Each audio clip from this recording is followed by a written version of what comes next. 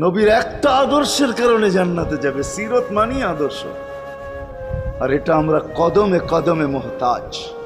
কেননা এই ছোট জীবনটা যদি গ্রহণযোগ্যতা পর্যন্ত পৌঁছাইতে হয় আল্লাহর কাছে, চাই নারী হই, চাই যুবক হই, চাই বৃদ্ধ হই, যেই মানুষই হই না কেন, যেখানেরই হই না কেন, যেই বাসারই হই না কেন, যেই বর্ণেরই হই না কেন, যেই পেশারই হই না কেন, যেই সোসাইটিরই হই না কেন, এই জীবনটাকে যদি গ্রহণযোগ্যতা পর্যন্ত পৌঁছাইতে হয় কার কাছে? দুনিয়া আলাদের কাছে না, মালিকের কাছে, যিনি এক ফোঁটা পানির থেকে অস্তিত্ব দিছেন, যার কাছে আবার আমাদেরকে ফিরা যেতে হবে।